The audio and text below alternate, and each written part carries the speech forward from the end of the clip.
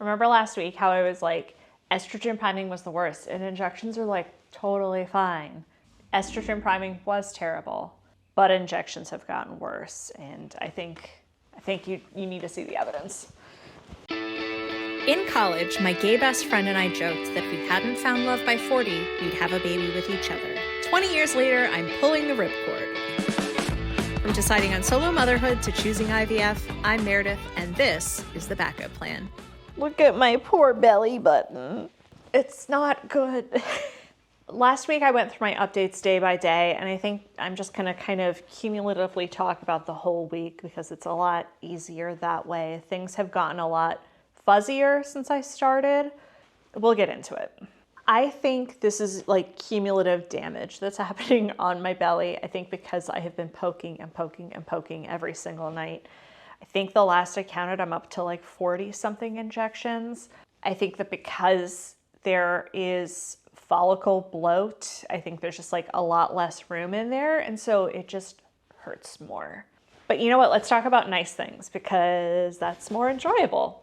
My dreams have still been wildly vivid. I had a dream the other night that I had a baby. It was a girl. And then I also adopted a baby at the same time. She was like 3 and she was really cute. And everywhere she walked, she was like a little ballerina. And my mom took care of the baby and then I took care of the 3-year-old to like acclimate her to the situation. And everything was fine except we had no baby socks. That was the like drama. So I found baby socks and then I was like, this is easy. I had another dream in which my high school boyfriend decided to like give us a go again. And I was thrilled. And I've had this dream before. He ends up ghosting me every time. But then I had to act in a scene with Adam Driver after that. And I was like, fine.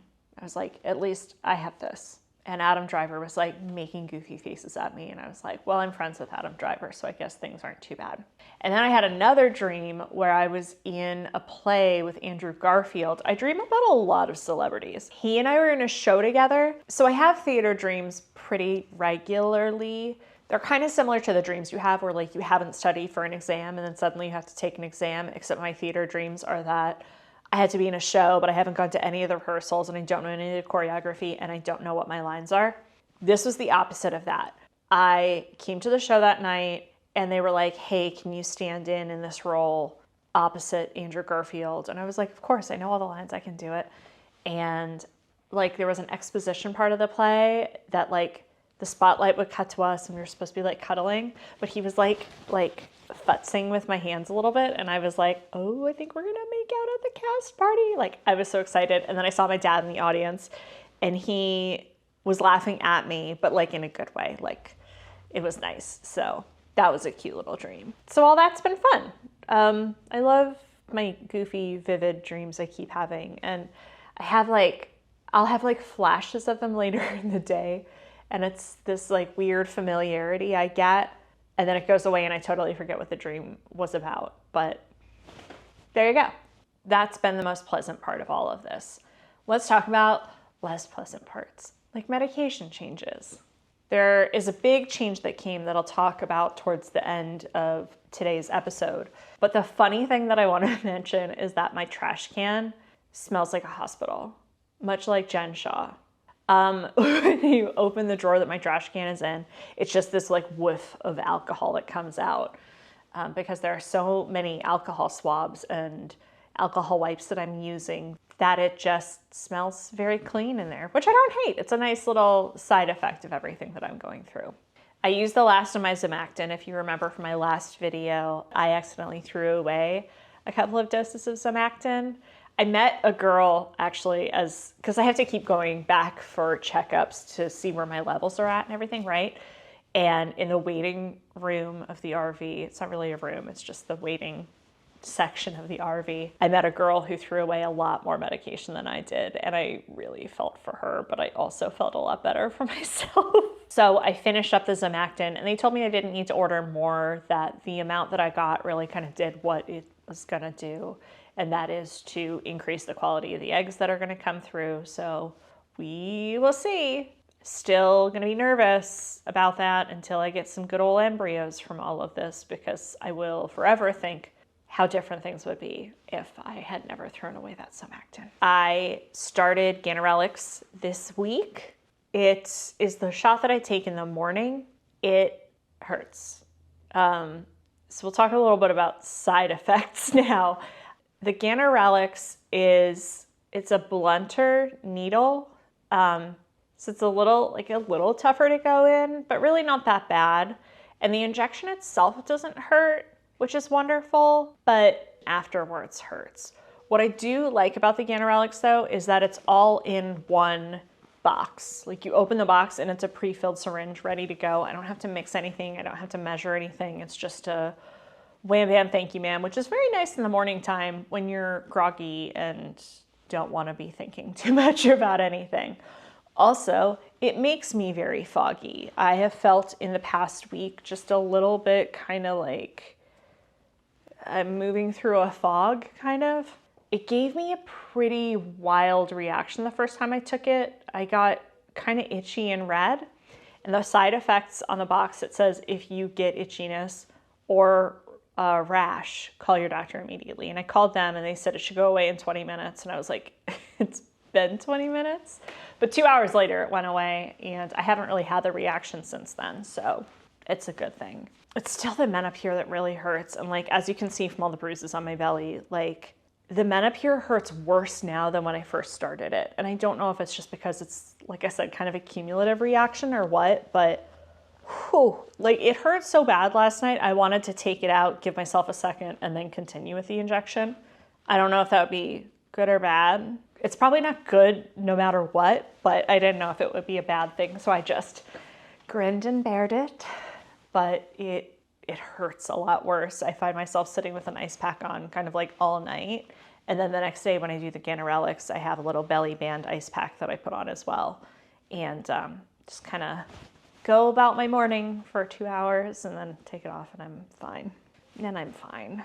I've had a little bit of change in appetite. I am, for the most part, a vegetarian, but sometimes I lapse. And I've really been wanting chicken sandwiches this week. I ordered 2 fried chicken sandwiches and felt very satiated by them. At the same time, I also have had like a little bit of a loss of appetite in some ways. I did the other night, but I think that was in regards to the information I got, which we'll go over in just a second. I just didn't want to eat, and when I finally did eat, it all felt very heavy and I felt kind of gross and nauseous. I get a little nauseous at night sometimes through all of this, but honest to God, like I really haven't had side effects that I can like really report on as saying are like truly terrible. I thought I was definitely going to have hormonal swings and imbalances. No, I've gotten emotional about some things, but that's because they were things worth getting emotional about. Like, for instance, the checkup that I had on Monday. I thought Monday's checkup was going to be aces, let's go. We're going to do an egg retrieval on Wednesday. But my follicles are not responding as quickly as we'd like. And my estrogen level is half of what it should be, which really pisses me off because I did all of that hard work during the estrogen priming phase. And now it's just kind of low. And I am a type A, front row of the classroom kind of gal who's really good at everything she does. And I don't have control over this. I can't help this. I am like stuck with the whims of what my body has to offer. And I'm mad about it, and I'm frustrated, and I just thought, you know, I go to the doctor and I always get a clean bill of health. Even when I go in and I'm like, I should lose a little weight, they're like, it's after the holidays. Your dad died, it's fine. You'll get over it, you'll be fine. Everybody's always thrilled with my blood pressure. So this is hard, this is difficult. And everybody that I'm seeing is kind of like, no, it's par for the course for where you're at. But I guess I'm just kind of coming to terms with mortality in a different way. Because for the past 5-ish years, there's been a lot of loss of life around me, and, you know, COVID and my dad, and I've had family members and pets and jobs that have all left me. And there was a lot of hopelessness that I was facing. And I went on antidepressants and things got a lot better. And so I don't feel as hopeless and full of despair as I have in the past. And I don't know how I would cope with anything that I'm going through right now if I still had those thoughts running through my head. So this just feels more like a physical manifestation of mortality grappling, and less like an emotional one. So I went through the emotional one. Now it's time to go through the physical one, I guess, right? And there's nothing that I can really like be worried about until we come to the end. And I don't know when the end is, because so much of what I'm going through is, you know, figure out how you're going to jump over that hurdle once that hurdle comes to you. I wish that over the last couple of years, I knew where my fertility was and when it was falling. I found out this week, my mom told me that when I was about 30, my dad asked her if they should push me to have my eggs frozen. And my mom was like, nope, Meredith is a hard no on that one. And I was, because it really felt like a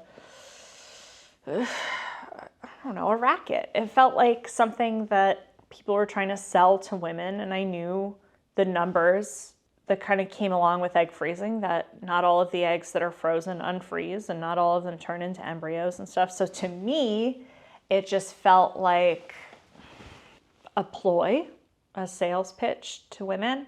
And there's no way for me to go back in time, period.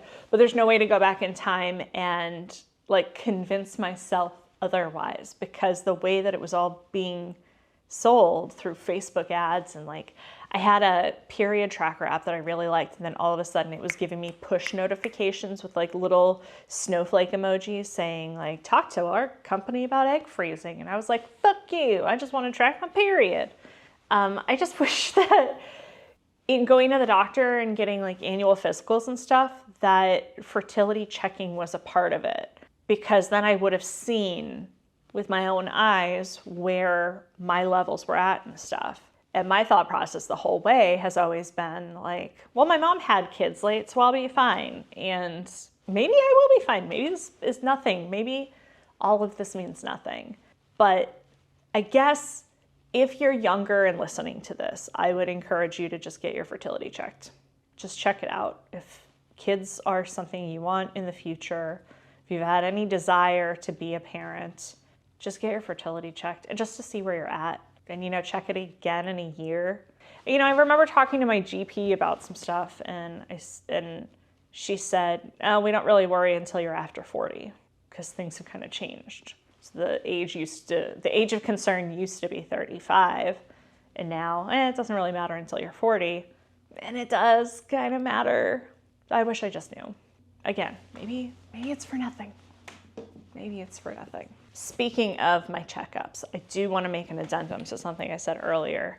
My ultrasound technician, she had this analogy about like follicle stimulation as like having a party, and you're giving your guests drugs so that they can enjoy their stay. And I asked her something about plus ones, and she was like, yeah, sometimes plus ones show up.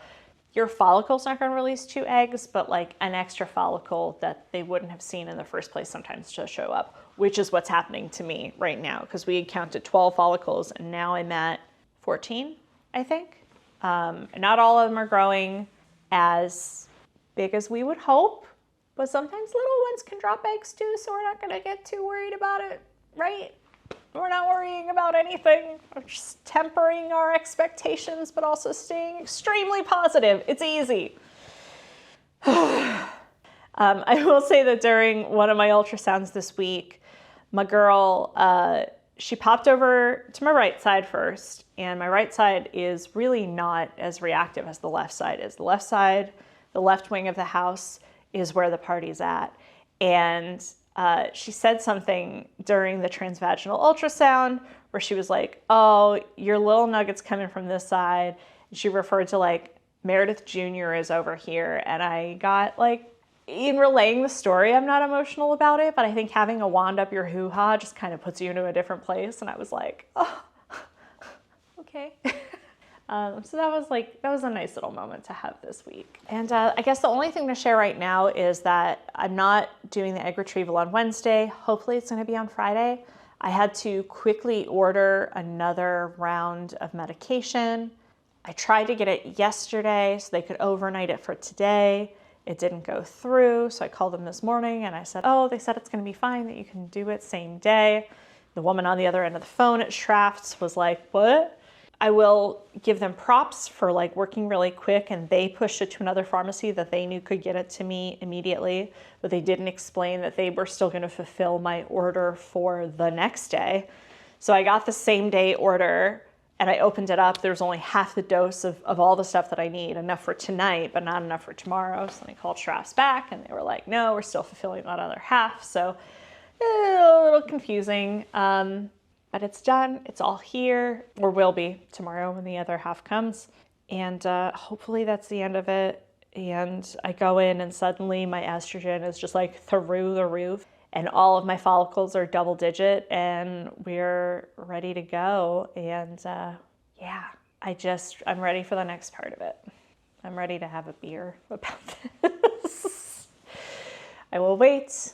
I will keep drinking my water and my liquid IV and wait. Yeah, hopefully next week I have lots to tell you about egg retrieval and we're back to regularly scheduled programming. Although none of this is regularly scheduled at this point, is it? Like, it's been hard. This week's been hard. I cried a little bit about just life, liberty, the pursuit of happiness, and yeah.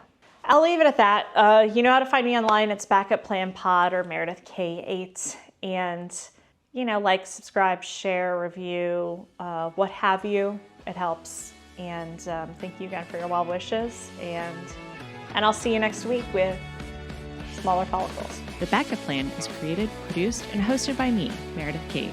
Julian Hagens is my co-producer. You can find us on social media at Backup Plan Pod. The best place to get updates is to sign up for our newsletter at backupplanpod.com, where we also post all episodes, show notes, and transcripts. Thank you for listening.